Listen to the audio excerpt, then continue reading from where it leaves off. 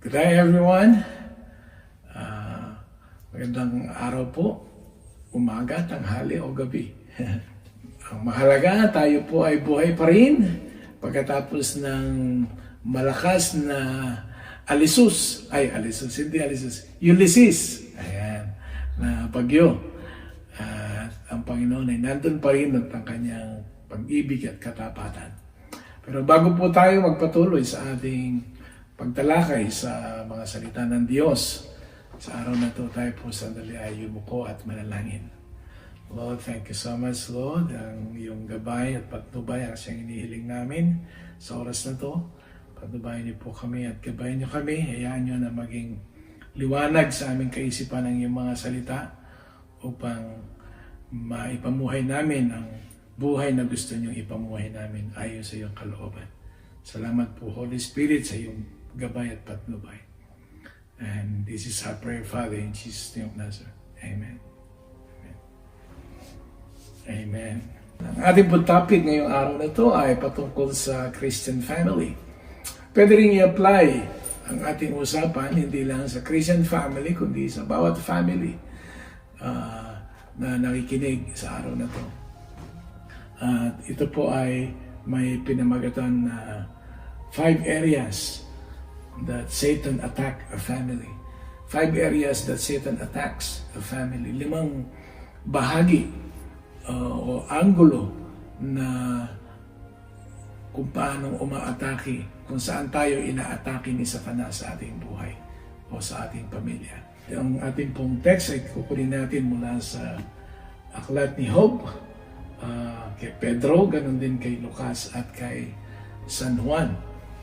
Basahin muna po natin ang unang verse na ating tatalakayin sa Job chapter 1, verses 6 hanggang pababa. Job chapter 1, 6 hanggang 12. Basahin po natin. Ang unang pagsubok kay Job. Isang araw, nagtipon ng mga anghel sa presensya ng Panginoon at sumali sa kanila si Satanas. Sinabi ng Panginoon kay Satanas, "Saan ka nanggaling?" Sumagot si Satanas, "Parito at naglilibot sa mundo." Sinabi sa kanya ng Panginoon, "Napansin mo ba ang lingkod kong si Job? Wala siyang katulad sa buong mundo. Matuwid siya at malinis ang pamumuhay. May takot siya sa akin at umiiwas sa kasamaan." Sumagot si Satanas, "May takot si Job sa iyo dahil pinagpapala mo siya. Iniingatan mo siya at ang sambahayan niya, pati na ang lahat ng ari-arian niya. Pinagpapala mo ang lahat ng ginagawa niya. Kaya lalong dumadami ang kanyang mga hayop sa buong lupain. Pero subukan mong kunin ang lahat ng yan sa kanya at siguradong isusumpa ka niya." Sinabi ng Panginoon kay Satanas, "Sige, kunin mo ang lahat ng mayroon siya, pero huwag mo siyang sasaktan." Kaya umalis agad si Satanas sa harapan ng Panginoon. Pero bago natin tunghayan yung kung ano mga area ang inaatake ni Satanas sa buhay ng isang pamilya, tingnan muna natin ang background ng kwento ni Job. This is the story of Job, and this is the background. Ayan. Siya ay isang matuwid na lingkod ng Diyos. At yun naman ay si Satanas, nakatingin sa mundo, paroon at parito. Ayan, tingnan natin. Ang aklat ni Job ay siyang pinakauna sa lahat ng aklat ng Lumang Tipan. Actually, ayon sa mga dalubhasa, ito ay mas nauna pa sa aklat ni Genesis. At ang sumulat ng aklat ni Job ay mostly ng mga theologians, ang sabi nila ay si Moses. Meron pa rin iba nagsasabi na si Elihu daw, isa sa mga 4 na kaibigan ni Job na nakausap niya. Pero most likely, sabi nila si Moses, dahil siya ay isang author na nagsulat ng Genesis, Exodus, Leviticus, Numbers, Deuteronomy. At naisulat niya rin ang aklat ng Job habang siya ay nagpapastol sa tupa ng kanyang biyanan na si Jethro sa wilderness. So, nauna kaysa sa aklat ng Genesis. Amen. At si Job ay isang matuwid, tapat, mapanalanginin, mapag-ayuno, at mapagmahal na asawa, anak, kaibigan. At siya ay itinuring ng Diyos na isang righteous or upright, righteous person, righteous believer, follower, servants of God. At ang aklat ni Job ay nagsasalaad din o nagsasalaysay din ng parang isang kwento na nasa loob ka ng hukuman o ng isang courtroom na tinatawag. Dahil ito ay merong kwento patungkol sa merong nagreklamo, may nagdidemanda, merong witness, merong jury, at merong mga exhibit 1, exhibit 2, mga ganon. Tingnan natin ang elemento at ang mga tinatawag kung sino yung involved sa tinatawag na hearing na ito. May trial sa court. At meron din binanggit sa verse 1 na sabi na merong mga tinatawag na sons of God. Involved dito yung mga tinatawag na heavenly intelligence o sons of God o divine counsel in heaven. No? Sino itong mga to? So, ito yung tinatawag na heavenly intelligence o divine counsel in heaven. Mga archangel ito. Sina Michael, Angel, Gabriel, at iba pa mga angels. Kung babasahin natin ang Book of Revelations, nandoon sila. Maaring kasama din yung mga tinatawag na 24 elders at saka yung 4 angels. So, amen. Ang divine intelligence ito o divine counsel, sila yung kasama ng Diyos na nagpapatakbo ng kaharian ng Diyos sa langit at ganun din dito sa lupa. Mga utusan sila, katulong sila ng Diyos. Amen. Pero hindi sila katulong sa paglikha sapagkat sila ay linikha. Ang Diyos lang ang malilikha, ang Panginoon Jesus at ang Espiritu Santo. Amen. Basta't kung ano lang ang programa ng Diyos, yun ay pinagagawa sa kanila. At nung sa meeting na yun ay sumama, sabi, si Satanas. At nakita ng Diyos si Satanas at ang sabi sa kanya, "Oh, Satanas, nandito ka pa." Alam niyo ba yung salitang Satanas o the Satan? Ito ay hindi pangalan, ito ay isang titulo lang. Nickname niya lang yun. Ang kanyang talagang pangalan ay Lucifer at siya ay tinawag na the Satan. Nang ibig sabihin ay the accuser sa English o nagbibintang o nag-aakusa. So, kung ikaw ay mapag-akusa at mapagbintang, pwede kang tawaging the Satan. Amen. So that's why sabi, judge not. So ginudge niya si Job, ginudge niya rin ang God. So, sabi ng Diyos sa kanya, "Oh, Satanas, napansin mo ba yung aking lingkod na si Job? Wala siyang katulad. At siya ay napakabait, napakasipag, mahal niya ako, pinaglilingkuran niya ako. At siya ay pinagpala." At sumagot si Satanas.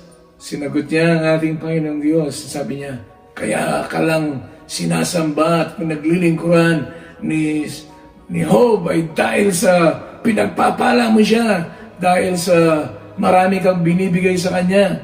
Binigyan mo siya ng magandang pamilya, binigyan mo siya ng magandang kabuhayan, maraming anak at maaaring ari-arian, marami. Pero subukin mong alisin ang lahat yan. Tingnan ko kung hindi ka niya sumpain. He's gonna curse you on your face." Yun ang sinabi sa kanya ni Satanas.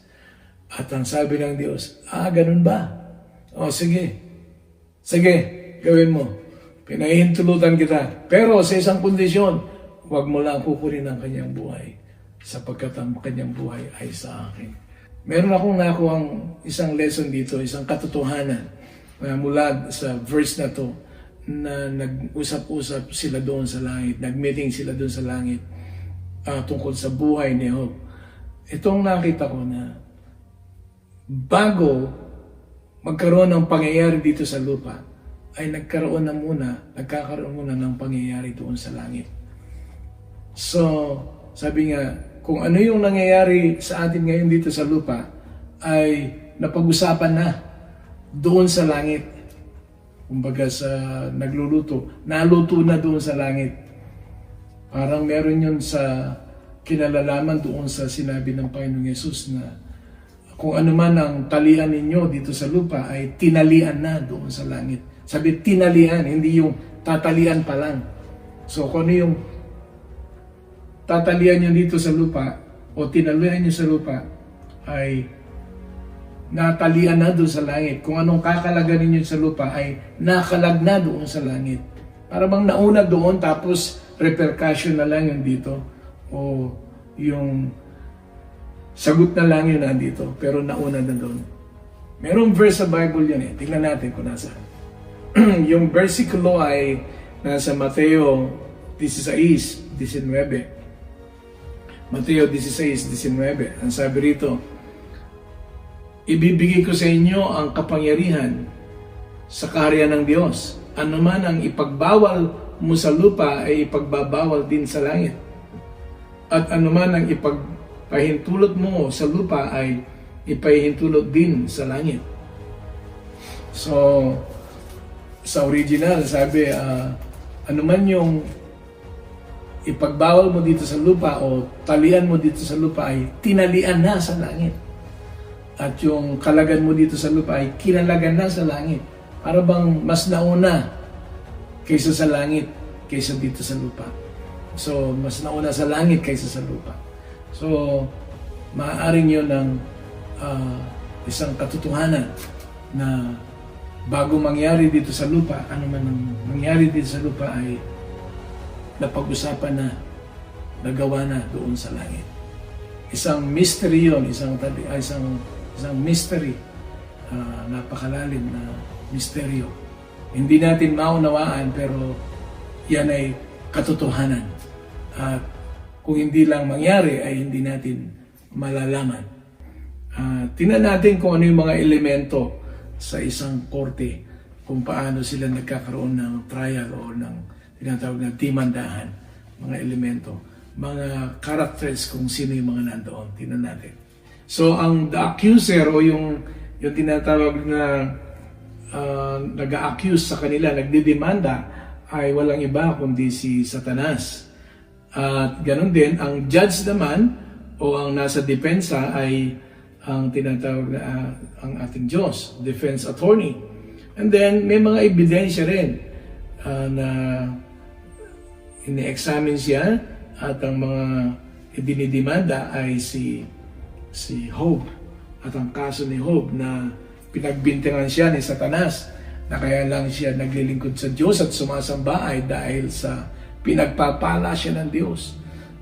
Meron siyang tinatawag na conflict of interest at saka kanyang pagsamba sa Diyos ay fraud o hindi totoo. Ito'y pakitang tao lang kung pinagpapala siya, doon lang siya pagpapalain. So, mapansin natin na lahat ng mga elemento sa trial o sa hukuman ay nandoon na. Nandoon din ang tinatawag na mga witnesses. Yung mga kaibigan ni Job, yung tatlo, at ganun meron pa rin isa, si Elihu. At mga exhibit, no? Mga pruweba na si Job ay pinagpala ng Diyos at marami pa. At tingnan natin kung ano yung mga areas na inaatake ni Satanas sa buhay ng isang magpapamilya. Makikita natin din ang layunin ni Satanas o kung ano talaga ang dahilan kung bakit nasubok si Job. Sinong may kasalanan? Ang Diyos? Si Job? Ang kanyang mga kaibigan? O si Satanas? At isang katanungan na dapat natin masagot yung sabi, why does the righteous suffer? Or why bad things happen to good people? Bakit nangyayari ang mga masasamang bagay na ito sa buhay ng isang matuwid na tao, sa isang righteous na tao. So, matagal lang katanungan yan. At marami na rin nagtatanong. At marami na rin mga Kristiyano na tumalikod sa Panginoon dahil hindi nila maunawaan kung bakit sa kabila ng kanilang paglilingkod sa Panginoon, sa kabila ng kanilang kabutihan na ginagawa, ay nagkakaroon pa rin sila ng pagsubok o mga karamdaman, mga sakit katulad ng mga bagyo na to, lindol, pandemic, no? Kung mahina ka sa Panginoon, maapektuhan ka sa mga bagay nito. Tingnan natin kung saan nanggagaling at kanino galing ang mga bagay nito na tumarating sa ating buhay. Pansinin natin ang nasusulat dito sa Job, Kapitulo 1, versikulo 14 hanggang 17. So, ang unang inaatake ni Satanas sa buhay ng isang Kristiyano ay ang tinatawag na finances o pananalapi. Pananalapi. Ayan. So, dollars at ganun din yung sign of peso. Basahin natin ang Job, chapter 1, verse 14 to 17. Basahin natin. Job 1:14 to 17. Sabi doon, dumating sa bahay ni Job ang isa niyang tauhan at ibinalita sa ang ganito. Habang nag-aararo po kami gamit ng inyong mga baka at pinapastol ang inyong mga asno, sa di kalayuan, bigla kaming sinalakay ng mga sabeo. Kinuha po nila ang mga hayop at pinatay ang aming mga kasama. Ako lang po ang nakatakas para magbalita sa inyo. Habang nagsasalita pa ang tauhan, dumating din ang isa pang tauhan ni Job at sinabi, tinamaan po ng apoy ng Diyos ang inyong mga tupa at ang inyong mga pastol nito at nasunog. Ako lang po ang nakaligtas para magbalita sa inyo. Habang nagsasalita pa siya, may isa pang dumating at nagbalita. Sinalalansay po kami ng 3 pangkat ng mga Kaldeo. Kinuha po nila ang mga kamelyo at pinatay ang aking mga kasama. Ako lang po ang nakatakas para magbalita sa inyo. So nabasa natin na ang unang inatake ni Satanas sa buhay ni Job ay ang kanyang business. No? Ang business, ang kanyang kabuhayan, financial. Hindi lang yon kundi kanyang mga tinatawag na mga staff, yung kanyang mga nagtatrabaho. So, ganyan po. Siyempre, may mga business tayo, may kabuhayan tayo para sa ikaunlad ng ating pamilya. Pero minsan, hindi lang tayo dumadanas ng pagpapala sa ating mga business, kundi pagsubok din naman. So, yung iba ay nadadaya o nalulugi o nasisiraan ng tinda, nasisiraan ng benta, nananakawan. At yung iba naman ay nasusunugan or anything can happen sa business.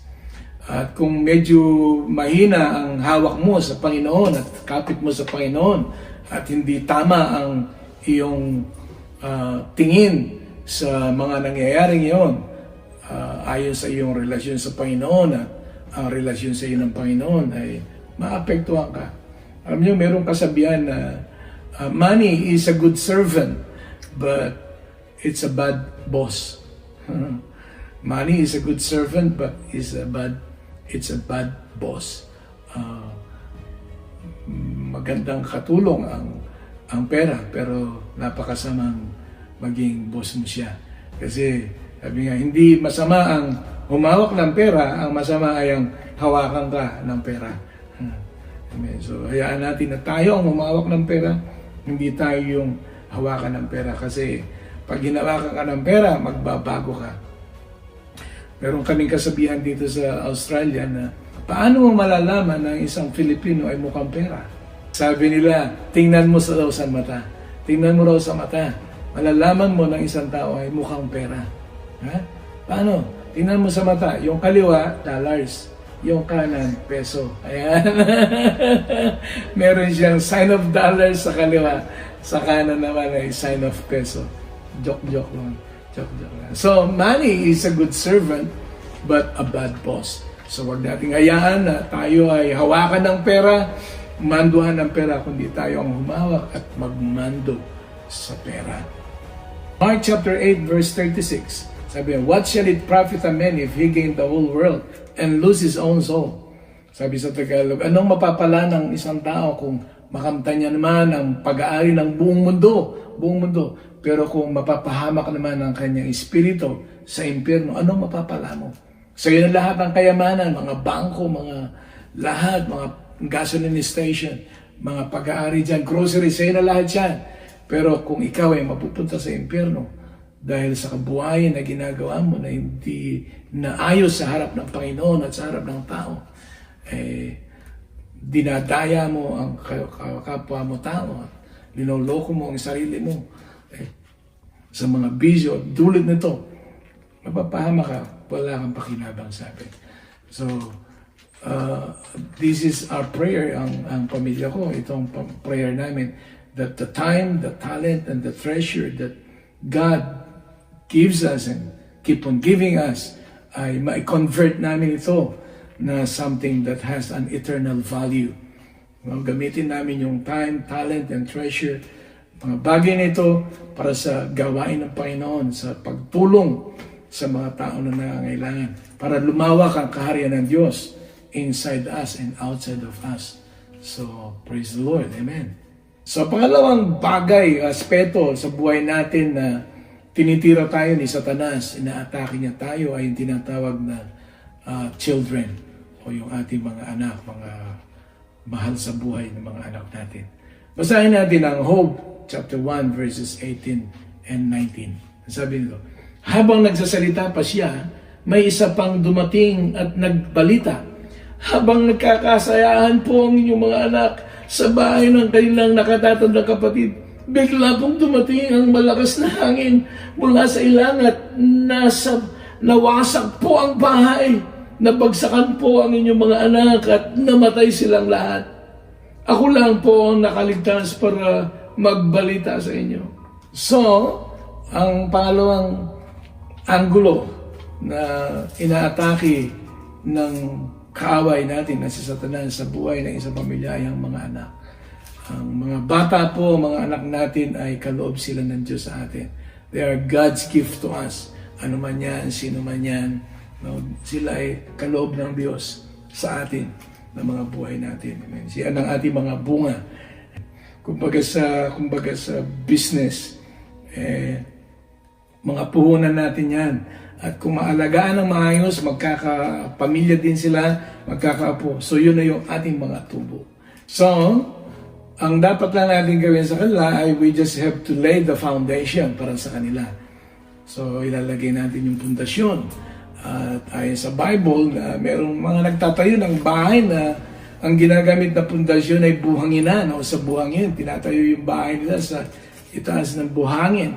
Hindi maganda yon. Sabi, itaas mo, itayo mo ang iyong pamilya, ang iyong bahay sa itaas sa ibabaw ng bato. At ang batong yan ay walang iba kundi ang ating Panginoon Jesucristo. So, hindi sa buhanginan. Na ibig sabihin ay marupok. Merong ang awit na palasyong buhangin. Ano yan? Kastilyong buhangin. Alam na natin yan. Ang mga anak natin ay parang mga daliri din yan, no?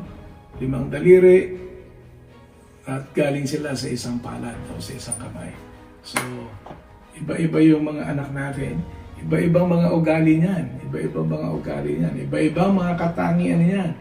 Merong pogi, may pinaka-pogi, may maganda, may pinaka-maganda. At merong sariling ganda.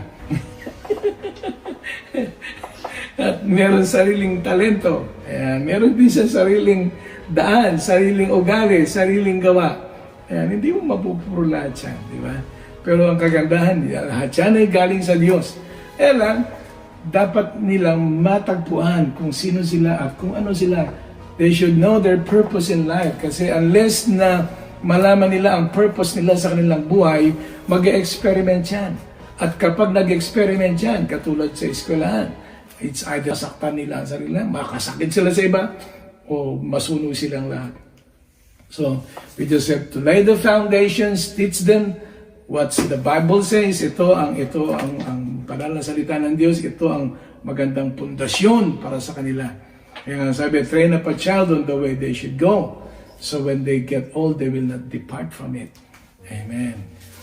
Taniman natin sila ng binhi na hindi namamatay ang salita ng Diyos na walang hanggang binhi, eternal seed. Amen. Paglaki nila, may magdidilig dyan at may mag-fertilize dyan at lalaki at lalago din yan. Amen.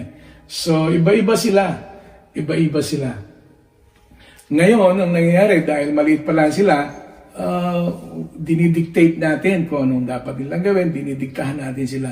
Pero pag lumaki na yan, hindi na pwede yung diktasyon. Suggestion ka na lang. Amen. Praise the Lord. Pero kung maganda ang kanilang pundasyon, ayon sa salita ng Diyos, ang kanilang pundasyon, hindi ka mangangamba at magbubunga ang iyong mga itinanim na binhi ng salita ng Diyos. Okay, so nakita natin na unang tinira ni Satanas ang finances ni Hope. Pangalawa, ang kanyang mga anak. At pangatlo naman ay tingnan natin ang tinatawag na health or kalusugan ni Hope. Basahin natin ang Hope chapter 2 verses 7 and 8. Sabi dito, kaya umalis si Satanas sa presensya ng Panginoon at sinaktan si Hope sa pamamagitan ng mga pigsa mula sa ulo hanggang talampakan, mga pigsa. Wow. Kumuha si Hope ng basag na palayok at ginamit na pangkayod sa kanyang mga sugat habang nakaupo sa abo. So, pigsa, no? Boils ang sabi. Pero sabi ng mga ibang theologians, hindi lang daw ito pigsa eh. Kasi gumamit na siya ng basag na palayok tapos kinukutkut niya yung, ibig sabihin, makati. Makati, no? Eh, ang pigsa, isa lang, hindi mo mahawak-hawakan eh. So, masakit yun. So, sakit. No? Masakit ang sakit. Sabi ng iba, hindi lang daw yun pigsa, kundi cirrhosis na tinatawag. Ano yung cirrhosis na yun? Yun yung sakit sa balat na nagpapantal-pantal muna siya, tapos hanggang sa sasabaw siya, tapos puputok siya, tapos makati siya, mababakbak, kulay puti. Hindi lang sa kamay, kundi buo, talampakan, bumbun hanggang talampakan. Inside and outside, makati. At meron na ako nakitang ganyan. Nung nasa Pilipinas ako, may mga miyembro ako na merong sakit na ganyan. At talagang makita mo, maawa ka, mangingilabot ka, maawa ka. Hindi lang sila umiiyak, kundi talagang parang sa tingin mo sa kanila, parang gusto nilang mamatay doon sa nararamdaman nilang yun. Ano? Sabi nila, Pastor, maawa ka, please, pag-pray mo ako. Hindi ko alam kung nangyari sa buhay ko, ganun-ganun. Nakakawawa po. At hindi naman sa nandidiri ka, pero makikita mo talaga, nana, dugo, magkakasama na yan. Tapos may amoy-amoy pa ng konti. Pero si Hope, sabi nga nun, tumutubo pala yung isa, napipisad yung isa, tapos mahihinog yung isa, tapos lumalabas yung isa. So, alam nyo kung ilang buwan? Hindi lang araw hindi lang linggo. 9 na buwan, 9 months, nagkaroon siya ng ganun ayon sa pag-aaral. 9 months siyang merong sakit na ganun. So, yun lang, 9 hours lang na masakit na yun, 9 days, so, yung pang 9 weeks, 9 months pa. So, masakit ang naramdaman niya. Health is wealth. Health is wealth. Kung ano yung ating kalusugan, yan ang ating kayamanan. Di balin daw wala ka ng pera, basta't malusog ka lang. So, that's fine. Amen. Health is wealth. Dapat ingatan natin yung ating kalusugan. So, si Job ay tinamaan ng ganitong karamdaman. At sabi ni Job, sabi niya ganun, it's unfair, sabi niya. It's unfair. Nagalit si Job. Dahil, sabi niya, banal siya, nagpe-pray siya, nagpa-fasting siya, nag-church siya, nagsumasamba siya, nag-offer siya ng sacrifice. No? Para sa kanyang anak, nangamatay pa rin siya. And then, nag-offer siya ng sacrifice para sa pamilya niya. Still, nagkaroon siya ng karamdaman. Namatayan siya ng anak, na nakawan siya ng business, na bankrupt siya. And then, ngayon, meron pa rin siyang sakit. So, sabi niya, it's unfair. Bakit nagsasuffer ako ng ganito? Hindi ko maintindihan, sabi niya. Meron siyang 3 kaibigan at nang malaman nila ang kanyang kalagayan, no, ito ang katangian pa rin ng magandang kaibigan. May kaibigan. No? Nang malaman nila na siya ay nagkasakit, no, nabalitaan, ay sama-sama silang pumunta, 3 sila. and then yung isa ay nandoon din. So, 4. So, yun ang isang kaibigan, no? Matalik na kaibigan. No? Pag meron kang kailangan, nandoon sila. Where were you when I needed you? Sabi nga. No? So, kahit wala tayong maitulong sa kanila, basta nandoon tayo sa kanilang piling. Itong isa pang magandang ginawa nila, magtataka kayo, bakit nung makita nila si Job sa kanyang kalalagayan, sabi, naiyak sila at sila ay tumangis at pinunit nila yung kanilang damit. At sila ay naupo rin sa lupa, Pero hindi sila nagsalita. 1 linggo silang hindi nagsalita. 7 araw hindi sila nagsalita. Bakit? Kasi ganun ang kanilang custom. Kanilang custom nila yon. Na kapag nagbisita ka sa isang bahay, sa isang tahanan, hindi ikaw ang unang magsasalita o babati, kundi yung may bahay, may tahanan. Para bang sa atin, sa Pilipinas, no? Hanggat kumakatok ka, kung hindi ka pagbuksan, hindi ka muna papasok. Pag pumasok ka, hanggat hindi ka pinapaupo, huwag kang uupo. Ganun. At sa pagkain, hanggat hindi ka pinakakain, huwag kang kakain. So, yun ang nagbibisita. So, ganun din sila sa kanilang panahon noon. Hanggat hindi sila kinakausap ng pinuntahan nila, hindi sila magsasalita. At na magsalita na si Job. After 7 days, pero mo, hindi siya nagsalita. After 7 days, dun pa lang siya nagsalita. Sabi niya sa kanila, salamat at ako'y kanyang pinuntahan at ako'y inyong pinasilan. Talagang tunay ko nga kayo mga kaibigan. Pero nagulat siya dahil ang pagbukas ng kanilang bibig, sabi kay Job, alam mo, nalulungkot kami sa nangyari sa iyo. Pero alam mo kung bakit nangyari sa iyo, kasi nagkasala ka sa Diyos. Gulat siya. Nagkasala sa Diyos. Paluhan niyo nga, paano ako nagkasala sa Diyos? Kilala niyo ako, magkakaibigan tayo. Alam niyo ang buhay ko. Hindi, nagkasala ka sa Diyos. Ikaw ay gumawa ng kasalanan o hindi fair ang iyong trato sa iyong mga katulong, hindi fair ang trato mo sa mga mahihirap, sa mga widows, nangaapi ka. Ba't niyo ako pinagbibintangan na ganyan? Di niyo naman alam, di ko ginagawa yan. Huwag niyo ako akusahan ng ganyan. Hindi, kasi kaya nangyayari sa iyo ang mga bagay na yan, nanakawan ka, nasunugan ka, nabankrupt ang business mo, namatayan ka ng 10 anak, kinuha sa iyo yung mga anak mo dahil makasalanan ka. Kaya nangyayari sa iyo dahil makasalanan ka. Magsisi ka, sabi sa kanila. At isa-isa silang nagsalitaan kay Job. Sumasagot si Job, nangangatwiran si Job, pero ayaw nilang paniwalaan. Dahil ang moral standard noong panahon na yon, wala pa yung 10 utos noon. Wala pa si Moses. So, wala pa yung 10 Commandments. Pero meron na silang tinatawag na moral standard na tinatawag. Yung namana pa nila kay Adan at saka kay Eva, yung tinatawag na knowledge of good and evil. Yung bang good and evil. Ibig sabihin, gumawa ka ng mabuti, maraming mabuting mangyayari sa iyo. Pagpapalain ka, ibibless ka. Gumawa ka ng masama, masamang mangyayari sa iyo. So, yun ang alam nila, yun ang moral standard nila. Kaya sabi, pag ikaw ay may nangyaring maganda sa iyong buhay, ibig sabihin, pinagpapala ka ng Diyos dahil binibless mo ang God. Pero pag nagkasala ka, gumawa ka ng masama, masamang mangyayari pa sa iyo. Kaya yun ang sabi nila, automatic yun. Parang 1 minus 1 equals 0 o 1 plus 1 equals 2, ganun. So, gumawa ka ng masama, kaya masama ang nangyayari sa iyo. Kaya magsisi ka ng hope, sabi nila.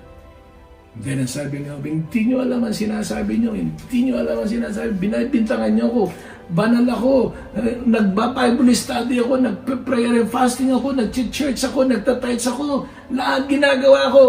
Hindi tama yung sinasabi nyo yan. Huwag ka na mga tuwiran. Kaya nangyari sa iya kasi nagkasala ka. Siguro meron kang ginagawang palihan na gano'n. Dahil yun ang kanilang kaisipan. Pero nangatwiran si Job, sabi, magsilayas kayo. Hindi totoong mga sinasabi, hindi kayo mga tunay na kaibigan. They assume. Nag-assume ang kanyang mga kaibigan na siya nagkasala dahil pangit nga ang nangyayari sa kanyang buhay. Pero hindi nila alam, maging si Job, hindi nila alam na mayroon ng usapan doon sa langit. No?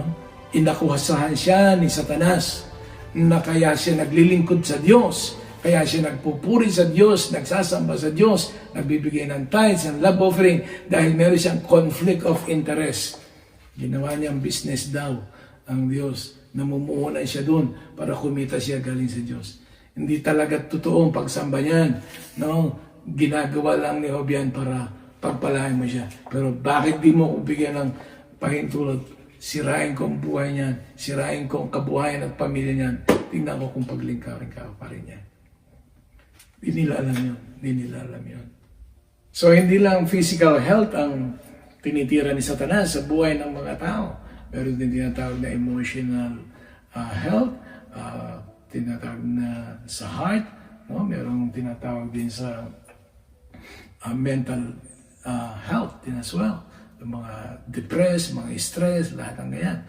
Alam niyo ba yung awit na sa Tagalog na yung merong tinawag dito eh. Mamaya ako na, pag naalala ko, awitin ko mamaya. Sige. Pero gusto ko muna banggitin yung, there are 4 kinds na hindi natin maiiwasan sa buhay ng tao. Inevitable, hindi mo maiiwasan yan.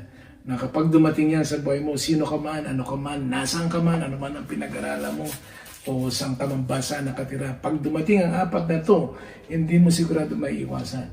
Una, hindi natin na pagtanda. O, lahat tayo tumatanda, di ba? Kaya lang iba paurong. Dapat pasulong ang pagtanda natin. Pangalawa, yung sakit. So, sakit. Iba-ibang sakit. Sakit sa bulsa, sakit sa utang, yan, sakit sa lahat. Physical, mental, spiritual, emotional. No? And then, 4 yung kamatayan. And then, pangatlo kamatayan, death. Tapos, pang-4 yung paghuhukom. So, si Job, umabot na siya rito. Dito yung sakit, no? Sabi sa kanya, huwag mo lang kukunin yung kanyang buhay dahil sa akin yan. So, hanggang dito lang. So, si Satanas. So, tinira niya ang kanyang health.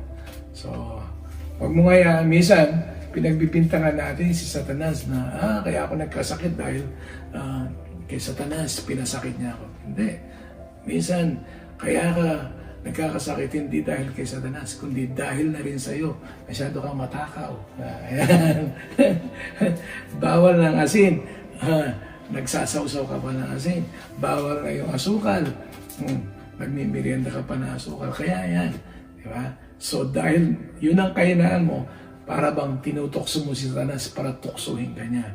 So ganun lang. Ingat lang. Health is wealth. No? Did you know na si Job ay typology ni Lord Jesus? Typology siya ni Lord Jesus. Siya ay sumasalarawan sa Panginoong Yesus.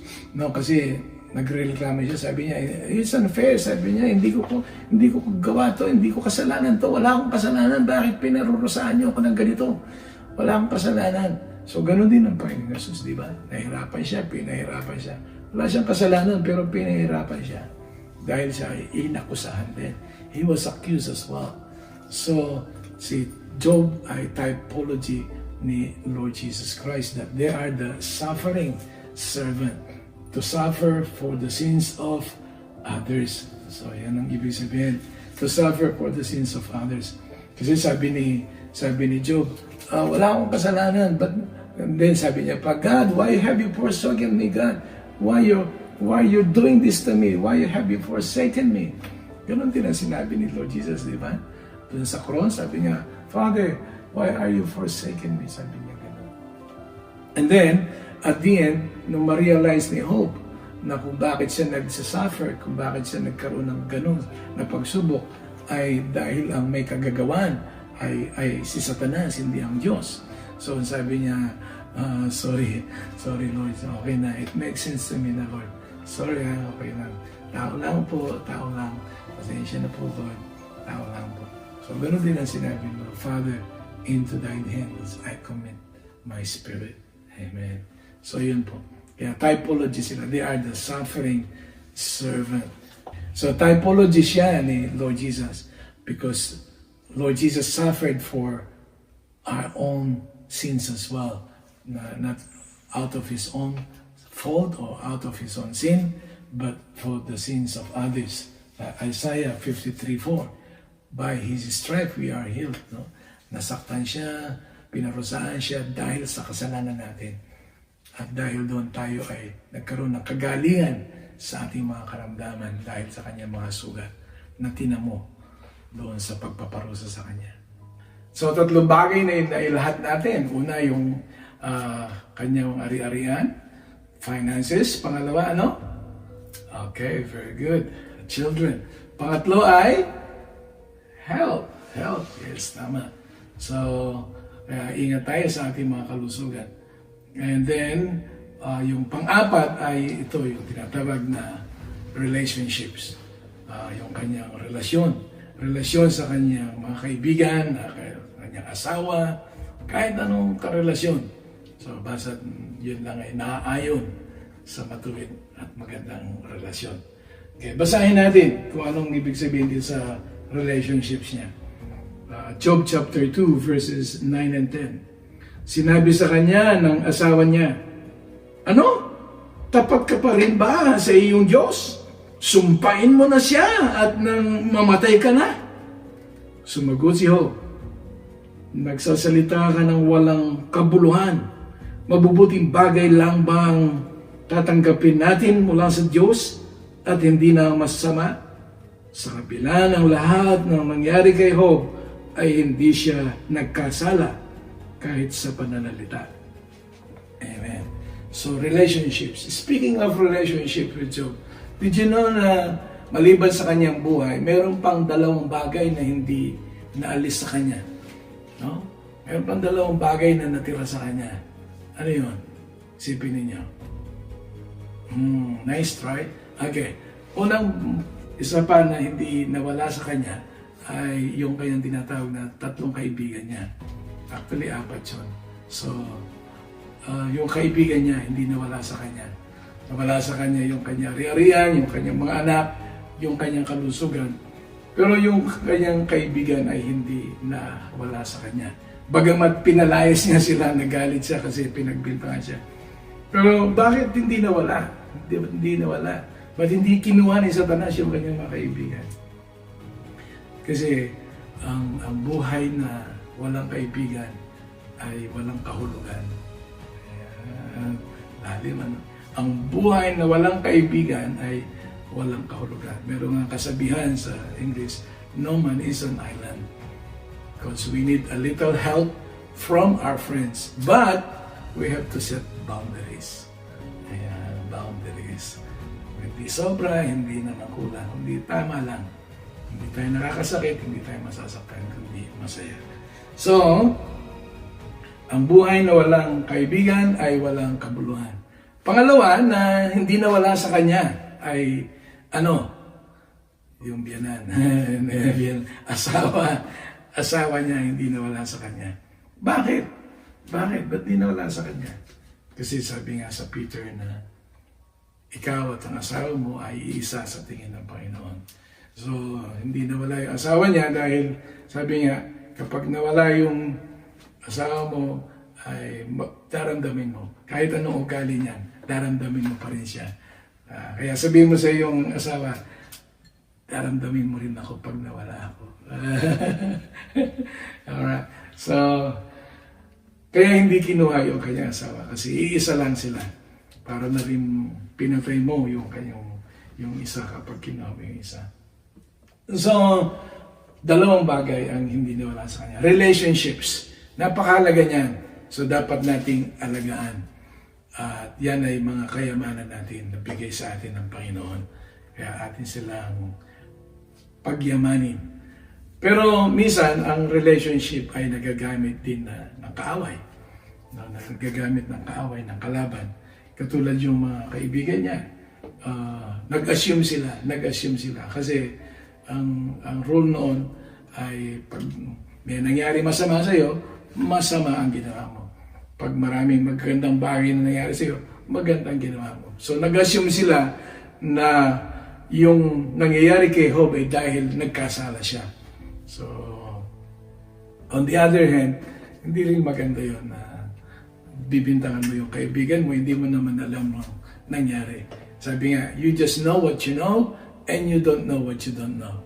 And more words, more mistakes. Less words, less mistakes. Yun ang nangyari sa mga kaibigan ni Job. Kaya nagalit siya, pinalayas na sila. Pampira kayo mga kaibigan. Akala ko mga kaibigan kayo.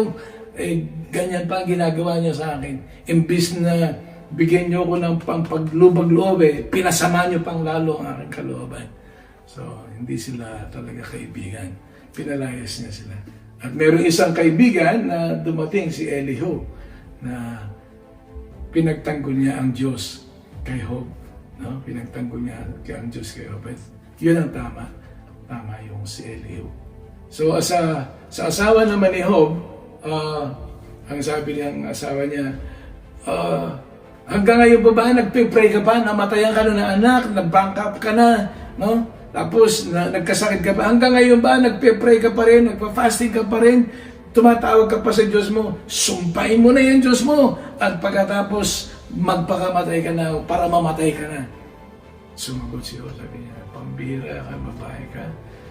Siguro sabi ni Job sa kanyang kaisipan, ang dami ng mga naunang namatay, ba't hindi pa ikaw ang naunang namatay kaysa sa kanila?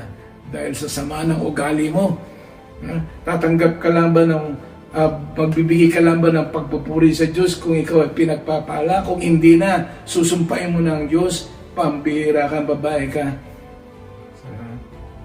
Kaya pala mayroong awit na devil woman, ano? Siguro yun, galing kay Job yun. And then, isa pa, ang nangyari, yung, sabi nga, nagkasakit-sakit na siya, nagka-bankrupt siya, namatayan na siya ng anak, pagkatapos, pinipersecute pa siya ng asawa niya. Napakasaklap ng nangyari. Naalala ko na yung kanta, sinasabi ko kanina na aawitin ko. Yung bang awit na Filipino na, sinaksak mo ang puso ko, pinukpok pa ng martilyo, ayan. Tinaktakan ng Ajinomoto. Yung mga kanta ba na gano'n? So, tinaktak mo ng Ajinomoto, pinakain sa asa. Siguro yun ang awit na yun, galing yun sa kwento ni Job, ano? Grabe yung nangyari sa kanya. So, grabe yung nangyari sa kanya. Pero tingnan natin kung anong talagang dahilan kung bakit nagkaranas-ranas siya ng ganito. So, number 4, relationships. Your family, your friends, especially your wife and husband, you should be in one page. Isang page lang kayo dapat. Kung anong plano, magka-business kayo o pagpalain kayo o mabankrupt kayo, dapat you always be in one page. Isang page kayo, one mindset kayo, one heart kayo sa Panginoon.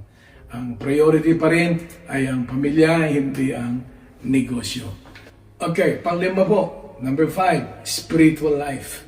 Basahin natin, Job chapter 1, verses 20 to 22. Sabi ito, nang marinig iyon ni Job, tumayo siya at pinunit ang kanyang damit dahil sa pagdadalamhati. Pagkatapos, inihahitan niya ang kanyang buhok sa ulo at nagpatira pa sa lupa para sumamba sa Panginoon. Amen. Para sumamba sa Panginoon. Sa kabila ng mga nangyari sa kanya, meron pa rin siya tinatawag na integrity. Yung kanyang pananampalataya, hindi nagiba. Hindi na-i-fit yung kanyang faith. Hindi na-i-faith. Amen. Yung iba dyan, konting bagay lang, na-i-faith na yung faith nila. No? Nasasakal na yung faith nila. So, pero si Job, hindi. Hindi siya. See? Na-bankrupt yung kanyang business.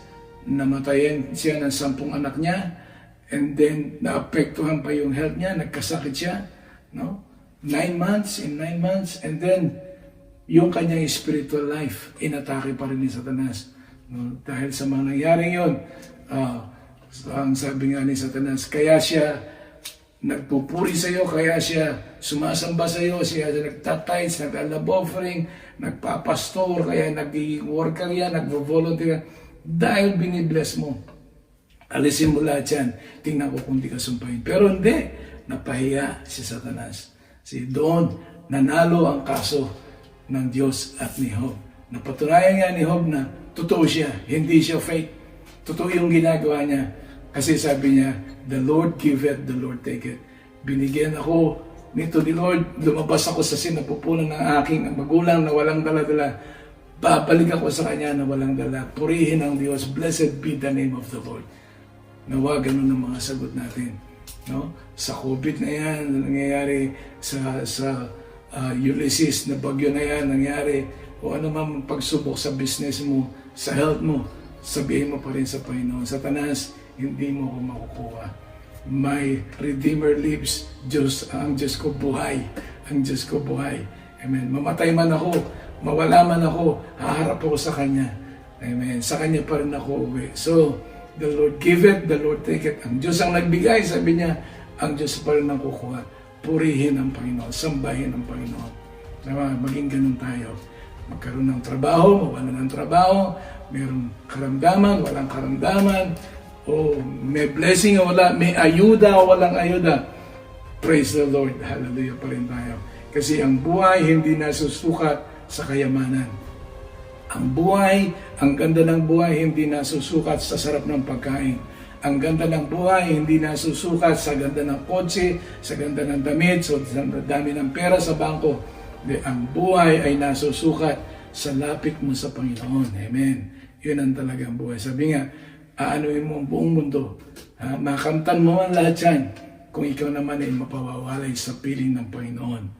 Amen. So kaya dapat manatili tayo. Ano man ang naranasan sa buhay, meron o wala, hallelujah. Amen. Purihin ang Diyos. Sambahin ang kanyang pangalan. Blessed be the name of the Lord. The Lord give it, the Lord take it. Blessed be the name of the Lord. Basahin natin kung ano nangyari sa kahuli-hulihan ng buhay ni Job. Job chapter 42 verse 10. Tingnan natin. Pagkatapos, may panalangin ni Job ang kanyang mga kaibigan. Muli siyang pinaunlad. Sabihin natin, muli siyang pinaunlad. Muli siyang pinaunlad ng Panginoon. Amen. Kaya, at dinoble pa niya ang dating kayamanan ni Job. Dinoble pa ng Diyos ang dating kayamanan ni Job. Dinoble. So, that's why you have to be faithful, keep on serving the Lord, never give up, no turning back, no turning back. Because at the end of the storm, at the end of the storm is sunshine. Sabi nga, pagkatapos ni Ulysses na to, ng Alisus, mayroong blessing. Amen. Praise God. Hallelujah. 1 Peter 5:8. Tingnan po natin, na si Satanas nakikiusap muna sa Diyos yan. Humihingi mo ng permisyo bago siya umatake sa ating mga Kristiyano. Kasi sabi pa nga sa Lucas 22:31 na sabi niya, Pedro, sabi niya, pasalamat ka, sabi niya, kasi nagpaalam si Satanas na sisirain niya ang buhay mo. Sabi niya gano'n. Pero hindi ko siya pinayagan. So, isa pa, kaya dapat tayo mag-ingat kasi ang ating kalaban, sabi nga ni Satanas kay Diyos, sabi niya, saan ka galing? Sabi ng Diyos, sabi ni Satanas, parito. Papunta ng langit, sa lupa, sa impyerno, papunta ron, north, south, east, and west. Kaya sabi sa Bible, sa 1 Peter 5:8, mag-ingat kayo, sabi niya, dahil si Satanas ay parang isang leon na gumagala, nag-iikot-ikot. Sabi niya, naghahanap ng kanyang masisila, naghahanap ng kanyang makakagat. So, ingat lang po, ingat. Huwag nating tuksuhin si Satanas para tuksuhin niya tayo. So, sabi sa John 10:10, sabi niya, the enemy came, Satan came to steal, to kill, and to destroy.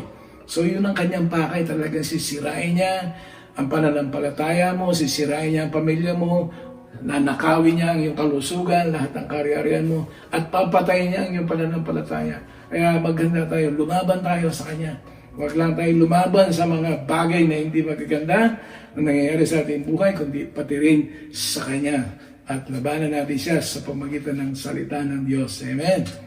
So the question is, why do the righteous suffer and why do the bad people get blessed? So, tanong, kailangan natin sagutin yan. Ang kasagutan dyan, why do the righteous suffer? Dahil natetest ang kanilang pananampalataya. At the righteous suffer, sabi nga, dahil si Satanas inaakusahan niya tayo.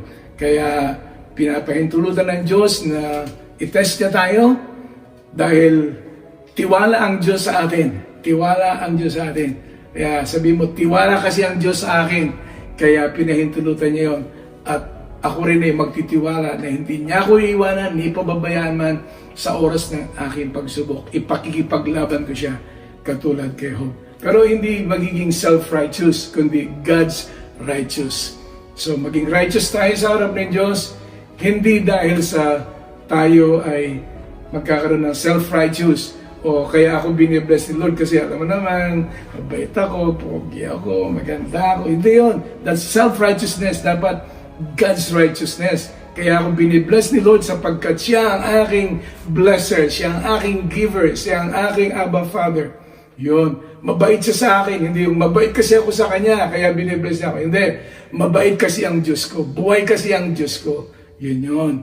That's God's righteousness, hindi self-righteousness. Yun ang kasalanan ni Job.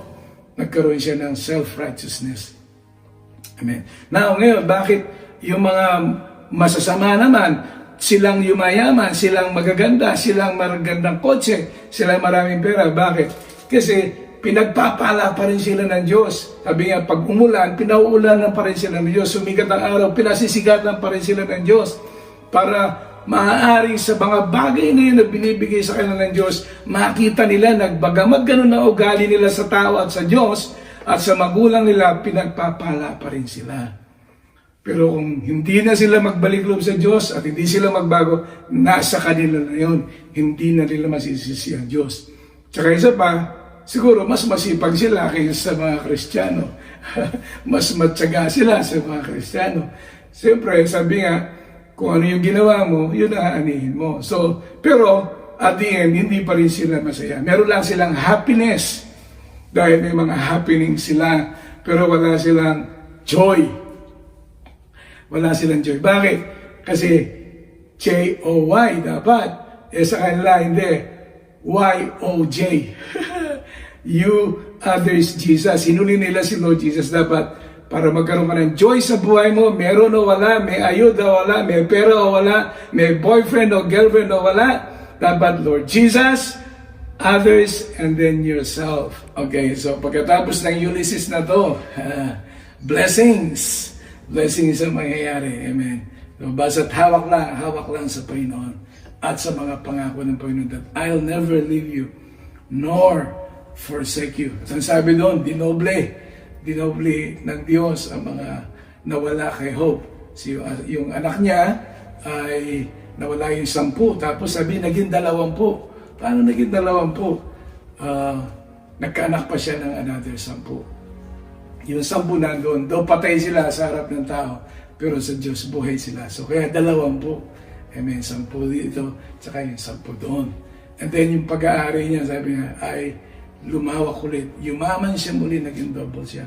Dahil mga kaibigan niya, dapat masumpa sila kasi binantingan nila si Job. Pero kinorek sila ng Diyos. Mali ang sinabi niyo kay Job. Tama si Job. Tama si Job. Pero ang puntos doon ay, bakit nagkakaroon ng kahirapan ang mananampalataya? Bakit dumadanas pa rin tayo ng kahirapan? Ang sagot doon ay hindi dahil sa pinarurusahan ka ng Diyos, hindi dahil sa ikaw ay nagkasala, nagkamali, hindi po yun. Dahil kay Satanas yun. Dahil gustong patunayan, no? Gustong patunayan ni Satanas na, kaya naglilingkod yan dahil sa meron siya nakukuha sa iyo kasi meron siyang blessing. No, hindi yun. Kaya patunayan mo rin kay Satanas na kahit may business o wala, may boyfriend o wala, amen, hallelujah, may pagpapala o wala, patuloy pa rin, patuloy ka pa rin maglilingkod sa Panginoon. Yun. At isa pa, pumayag ang Diyos na pag mag-experiment sila ni Satanas, pumayag ang Diyos kasi tiwala siya kay Job, na hindi siya pagpapalit sa pera lang, tsaka sa ari-arian lang ni Job. So, tiwala siya. Kaya ang Diyos ay tiwala sa iyo. Ipaglaban mo ang pananampalataya mo. Ipaglaban mo siya. Pakisabi mo sa iyong katabi dyan, ipaglaban mo ang iyong pananampalataya. Ipaglaban mo ang iyong Diyos. Amen. Huwag mong ipagpapalit. Kaya kapag nakita ng Diyos sa iyon, lilipas ang lahat ng yan. At higit pa sa iyong inaasahan ay ibibigay ng Panginoon. Kaya sabi, the Lord give it, the Lord take it, blessed be the name of the Lord. Amen? Kaya just keep on, and may the Lord bless you, keep you, and make you prosperous in Jesus' name of Nazareth. Amen. never walk your song. Hold your head up high and don't be afraid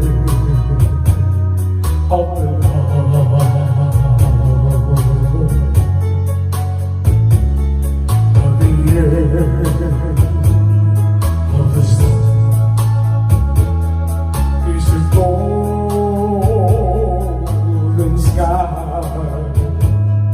and the sweet silver song of love.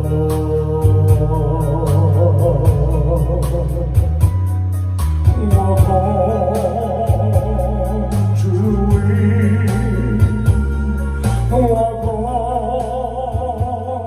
through the rain, though your dreams be lost and gone.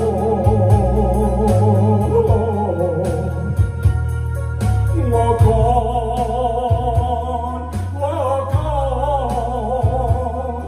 with hope in your heart, and you'll never walk alone.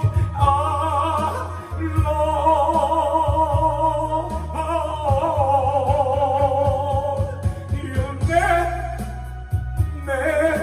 walk alone.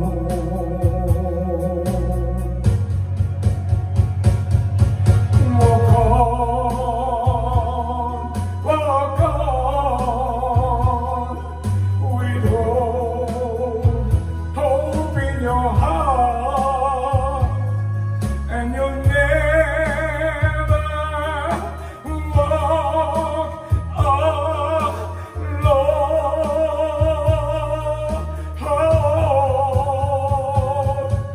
You'll never walk